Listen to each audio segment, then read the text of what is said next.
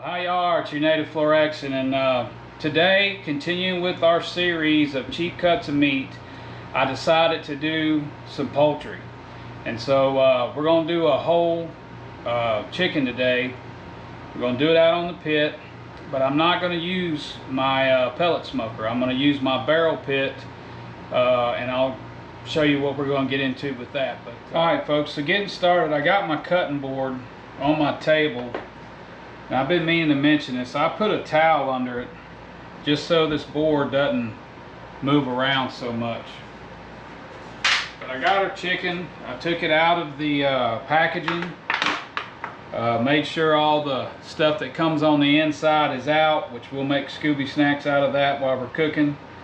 But how we're going to do this is, or how I like to do it, is I like to go ahead and remove this spine, and I'm not going to spatchcock it. Once I get the spine removed, then I'm going to go ahead and cut it in half so you get a perfect half a chicken. And the reason I do that is in case we don't want to eat it all. Half a chicken's easy to put in a seal bag and freeze. So, but I got some kitchen shears here, and I'm just going to start at the back, and I'm going to go along this edge right along that spine. Now you're going to cut through part of the hip bone here, and then part of the bone up here for the wing, but that's okay. But just grab it. It gets a little tough right there at the thigh, and just cut it all the way up.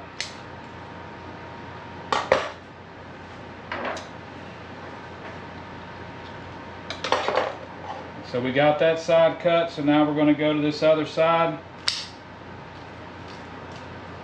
Again, it's a little tough right there at the thigh.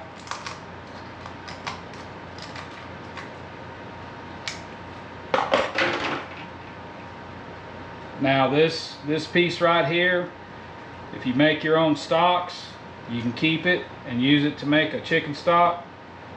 I don't plan on doing that. So we're just going to go ahead and discard that. And now when it comes to getting to the other side, what I like to do is flip it over, and I'm going to take my knife and go straight down that breast.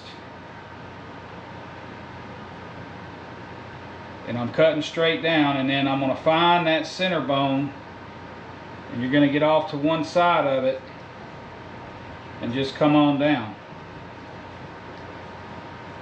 And then once you get down that far, you can take your shears.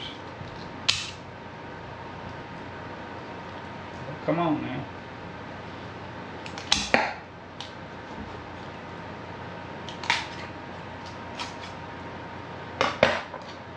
Cut on through there. So now when you lay these on the pit, you've got a perfect half a chicken. And so the next step, you could brine these, but we're going to do an injection. So let me get my stuff together and I'll show you how I do that. Oh, and a reminder, when you're working with poultry, wash them hands. Keep your hands clean. Keep everything clean so you don't get any kind of salmonella or E. coli or Ebola or whatever out of it. Alright folks, so I almost got ahead of myself. I was talking about injection, but the first thing we actually want to do is take this skin and kind of run our finger up in there and just kind of separate that skin from the meat. Now I'm not going to tear it all the way. I'm just kind of making a hole for my finger to run up in there, and then we're going to work our way back up onto that thigh. And the reason being is we're going to pour our seasoning down in here, and that way we cover that meat with seasoning before we go to inject it. So now that I made my hole, I'm just going to stand this up, and I'm just going to put some of my house seasoning in there. Again, I'm not trying to over season it or hide the flavor of the chicken. I want to just enhance it a little bit. That's why I'm not using some kind of a fancy rub or anything like that. And then I'll just take my finger and work it up in there on that meat. If you hold it just right, you can get it down straight onto that thigh, like so. Work it around, and then once you get that, then we'll inject it and then put our seasoning on the top side. So just to show you again, I just made one little hole. You can see this membrane here, and I reached up in there and pulled that skin back off that breast and then back up off that thigh. Alright folks, so we're going to put our injection together. So first step is go steal one of your wife's little shaker bottles, because I find the shape of them works perfect for doing this. Just to let you know, I had to risk my life when I headed out, but never give up, right? Alright, so what we're going to do now, I'm using a low sodium chicken broth, and the reason I use chicken broth is because what tastes better on chicken than more chicken? So we're gonna spill it everywhere, but we're gonna dump some of this, probably about half that shaker. Get a paper towel here. Now y'all see why I do everything in my downstairs, because I make too much of a mess upstairs. To it, I'm going to add some of my house seasoning.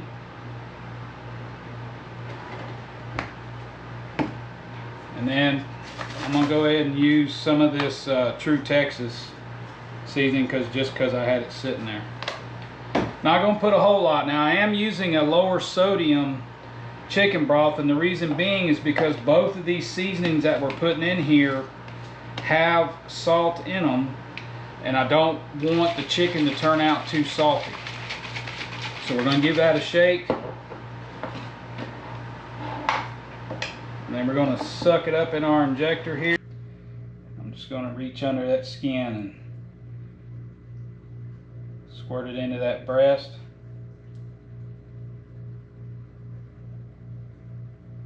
Like so. And then I'm also going to catch the thigh and the leg. And this will help maintain some moisture in it as it's cooking out there on the pit. Alrighty, so last thing, we're just going to put some house seasoning on the outside of this. Don't forget to get in the underside and the armpit. Put that all on there, and then flip it over. Catch this side. Self-cleaning pan. Take them out to the pit. Alright folks, so got our barrel pit going. We're using a mesquite charcoal. I happen to like the flavor of mesquite charcoal with chicken. So we're going to get them on. We're just going to try to grab them as best we can without knocking the seasoning off of them, and just place them on our pit here. Now these ought to take 2.5 to 3 hours or so. We'll keep an eye on them. Again, we're going for a normal internal temperature on chicken of 165. A lot of times I'll run them to 170, because since we added that injection on them, you're not going to dry it out. But we'll take a look at it. And then we're running 225, so we're going to let it run for about an hour like that. And then we're going to crank the heat up to probably 325 to finish it out, and that'll help that skin become edible. Almost forgot to put my Scooby snacks on. All right folks, we're going to take a peek. We've been on there close to an hour. Skin's starting to take on just a slight bit of color. Got our Scooby snacks just about done, but we're going to go ahead and let this run. Then we're going to crank that heat up to about 300 and really crisp that skin up. All right folks, so we took and put some of our mop on this chicken. Now we're bringing up the temperature. You can see I'm right at 300. I want to get it up higher than that, and all I got is one of these little simple fans, and I'm just blowing in that flue to help pick that pit temperature up. And when it gets to where I want it, we'll pinch off flues or whatever to maintain the temperature. There we go, folks. We got it up there, but it's getting a little too hot, so we're gonna start pinching off flues. I don't want it to get much more than that. It's right at 350 right now. I'm gonna let it come back down, hover around 325. All right, folks, time to retrieve them Scooby snacks. All right, folks, so take a quick temperature, see where we're at. Size at over 170. So we just let them run a little longer and get that breast, make sure that breast is good and done. All right, folks, I do believe these chickens are done. We're going to scoop them up, get them on our pan, wrap them in some foil, and then we'll go check them out, see how we did. All right, folks, so we got our chicken off the pit. I've been letting it rest a little bit. I'm just gonna cut a little bit of this off of here. I like that leg, so I'm gonna go after that.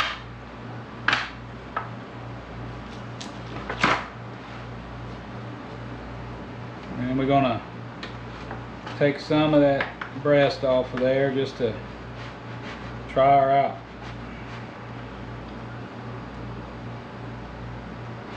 Ooh.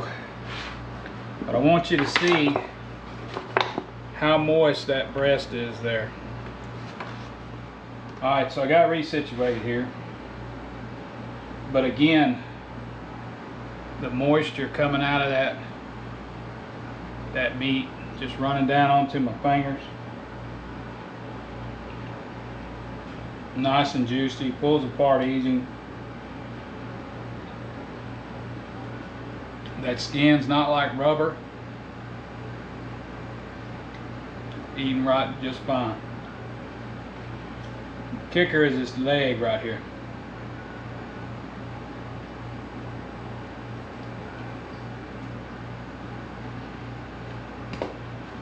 Man, oh man. Every now and then I impress myself. I ain't a big chicken eater, but that's some good chicken. So hopefully you try it. It come out real delicious. I wish I could mail it to you so you could try it out, but it's some good stuff. Again, cheap eat, whole chicken. I think it cost me like $9.50 for this thing, and we're gonna feed several folks with it, and it come out real good. So try it out. You know, what I find is, one, using that mesquite charcoal in that barrel pit, that's why I didn't cook it on my pellet smoker. And then two, get that temperature up above 300 and let it run for that last hour of cooking, and that'll help make that skin edible if you like to eat the skin. If you don't like to eat the skin, just let it go like it is and keep on trucking. So I appreciate you watching. I'm going to do a few more of these cheap meat cooks, so stay tuned for those videos and be looking out for them. Hopefully you subscribed and you rung the bell so that you get notices. So, but other than that, thank you, and we'll see you on the next one.